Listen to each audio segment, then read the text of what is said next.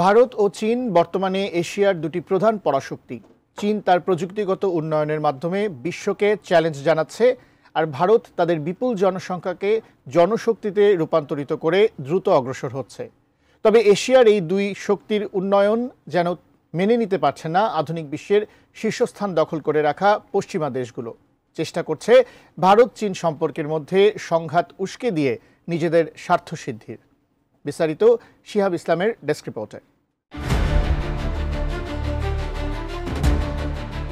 এশিয়ার বর্তমান দুই পরাশক্তি ভারত এবং চীন। তবে এই দুই দেশের মধ্যে বিরাজ করছে বৈরিতাপূর্ণ সম্পর্ক, যা পারস্পরিক উন্নয়ন ও আঞ্চলিক স্থিতিশীলতার পথে বাধা সৃষ্টি করছে। এই বৈরী সম্পর্কের পেছনে পশ্চিমা বিশ্বের এক সুদূর প্রসারী হাত রয়েছে বলেও মনে করেন বিশ্বের অনেক রাজনীতিকরা।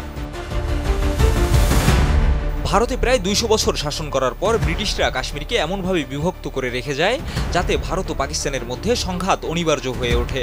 আর কাশ্মীর ইস্যুতে সৃষ্ট এই দ্বন্দ্বে চীনও সময়ের সাথে সাথে একটি গুরুত্বপূর্ণ পক্ষ হয়ে ওঠে। তবে বর্তমানে পরিস্থিতি এমন যে পশ্চিমা বিশ্ব ভারত ও চীনের মধ্যে সংঘাতকে উস্কে দিয়ে নিজেদের স্বার্থ হাসিলের চেষ্টায় লিপ্ত।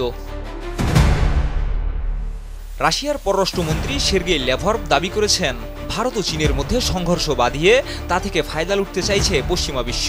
আর এই মন্তব্য এমন এক সময় এসেছে যখন দক্ষিণ এশিয়ার এই দুই শক্তিশালী প্রতিবেশীর মধ্যে উত্তেজনা ক্রমশই বাড়ছে।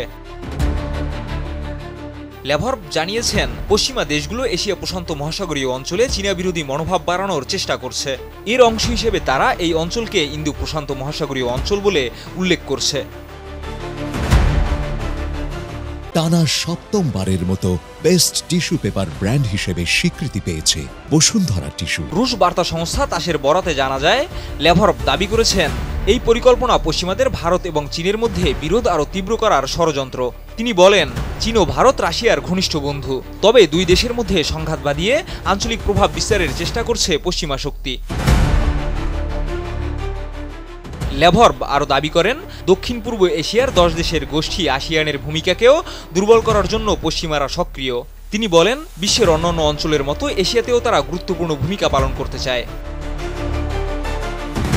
আসিয়ান হলো Indonesia, Malaysia, Philippines, Singapore, Thailand, Brunei, Myanmar, Cambodia, Laos এবং ভিয়েতনাম নিয়ে গঠিত একটি গোষ্ঠী। এর লক্ষ্য আঞ্চলিক অর্থনৈতিক এবং নিরাপত্তার জন্য সহযোগিতা বৃদ্ধি।